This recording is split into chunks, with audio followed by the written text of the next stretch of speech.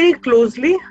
Fundamentally, women have always been at the receiving end of some of the worst things that happen in society. And at the same time, if you look at it more specifically, women on average receive 34% less wages than men. When you look at the statistics, girls especially from rich families are infinitely more likely, or rather get 9 years. Okay, girls belonging to families in the top 20% get 9 years of education, whereas girls from poor families barely get any education at all. On average, girls receive less education than boys, and there are harmful expectations in terms of women needing to do unpaid care work, and whereas men get away without hardly doing anything in terms of household chores. So therefore, it's unsurprising it's women who are paid less, who are educated less, who are forced to work to perform unpaid care, and at the same time suffer the consequences of violence and neglect, who are more likely to be poor.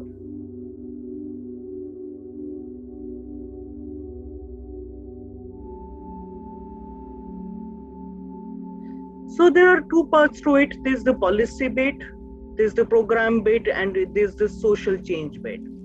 So when it comes to policies, let's not have policies that discriminate. It's time for her to have paternity leave for men, which is equal to women, rather than expecting that the woman will stay back and take care, whereas men can get away with hardly spending any time, and therefore that sets up a whole across the lifespan effect. Let's not have, in terms of program/policy intersect. There's a need to ensure that that it's not taken for granted women are available to do household work, which basically means make sure that the help that's required to do this work by whoever is done more efficiently. Therefore, have piped water, have cooking gas, have creches for childcare, have care facilities available to take care of the elderly, rather than assuming that the woman will be there forever and ever taking care of the kids and being the one who is the home caregiver. At the same time, there needs to be gender sensitization. Maybe start young, maybe start with colleges, but also more broadly have public campaigns on progressive models of masculinity and femininity, and therefore de-gender the labor expectation that it's not only the woman's job to take care of the kids, but it's possibly also the father's job.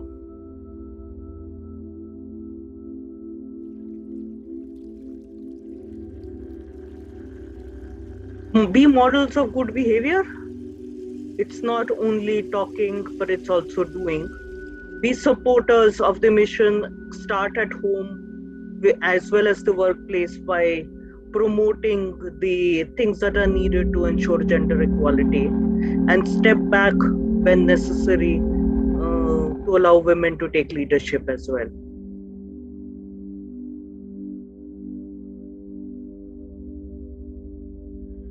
That's a long one.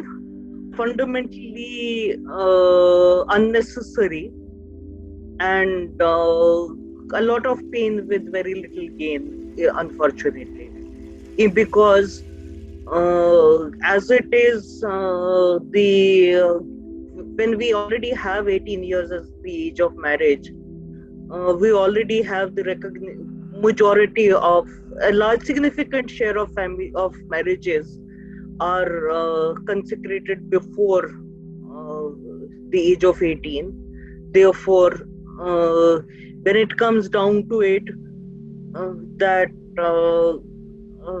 in fact, if you look at the statistics, 23% of girls get married before 18.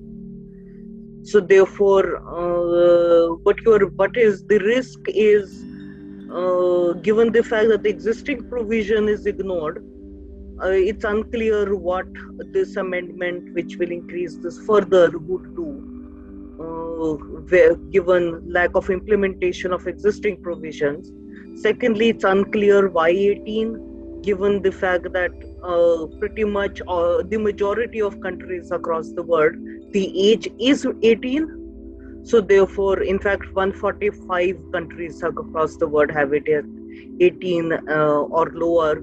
Not sure why India needs to be anything else than what it is. And therefore, the risk is it would not change materially the lives of girls in terms of improving education or improving poverty reduction automatically by just changing the age. What it could do is criminalize poor families who may have where the girl may have married early. As of at present, 63% of young women are married before the age of 21, as per the NFHS survey. So the 63% of young women will be criminalized is probably not what the government wants to achieve.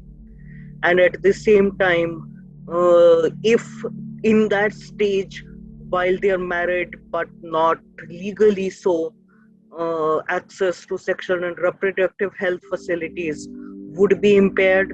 And again, I'm not sure that's what the government wants to achieve. What they should have done is not fiddle with the minimum age of marriage.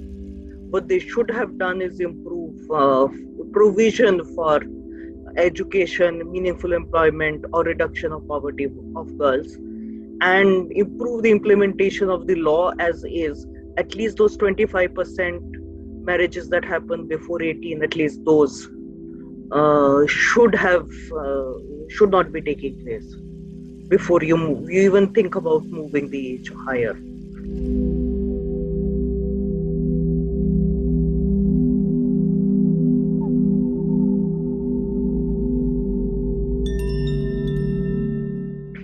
Yes, unfortunately, education in India is not gender sensitive. Yes, fortunately, at the same time, we have had a closing in the educational gap at elementary and especially primary stage. We are reaching the stage, at least for girls under 14, at least there's some degree of parity in the number of girls attending school from both sexes. But the norm of ensuring universal secondary for girls were very far from it. And also, what is the experience? Yes, girls are going to school, but whether they're having a good experience of school, it remains unresolved. So most efforts have, in terms of, you look at the current education policy, really focus on, if you look at the major budget heads that exist, it's girls, separate girls for girls only schools like Kasturba Gandhi Vidyalayas. It's improving wash facilities, it's self-defense training for girls, and distributing some things like bicycles or pads or something tangible. So therefore, I mean, which isn't saying that none of these are important measures, but fundamentally what we need is steps to address the hidden curriculum in the classroom and ensure teachers and other personnel in the classroom hold equal, if not higher, expectations from girls. We still have huge issues with girls not being part of the subsequently higher paying science, technology, maths careers, and therefore science education, maths education for girls is still not encouraged. Therefore, we do need to have a stronger emphasis on making educational systems gender sensitive, but also not just sensitive, but transformative. Because what we want the education system to do is change existing power asymmetries, make the schooling experience as the site for change in society, so that kids grow up with a different vision of society from what currently prevails. So therefore, this probably is in some ways almost, if not equally, but probably more important than just attaining literacy and numeracy.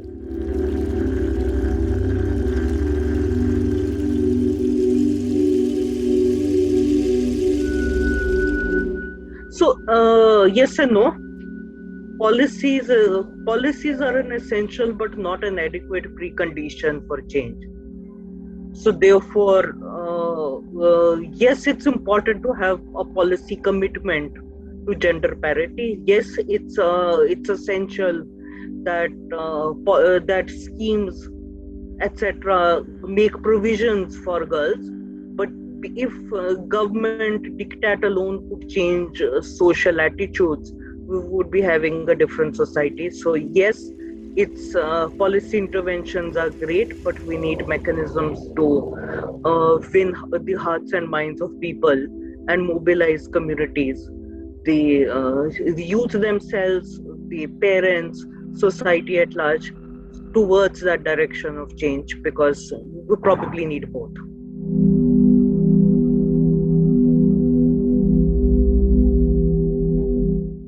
So, poverty, lost jobs, when the push comes to shove, it's the woman who is asked to leave first, especially in the back of the lockdowns. Those who could retain their jobs have found it harder to handle the double burden of work and home. In terms of work from home, you're supposed to work and do the household work at the same time, which is a bit of a miracle of an expectation.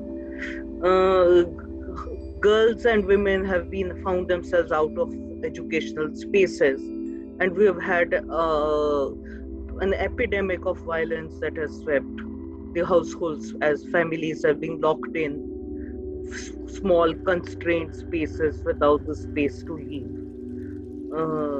It's been a traumatic time, and of course,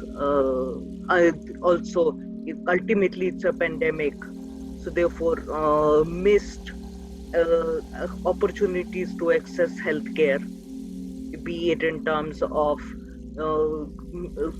deliveries having to take place at home, but also women have a history in India of not seeking medical care until it's too late, which again has been particularly bad at this time.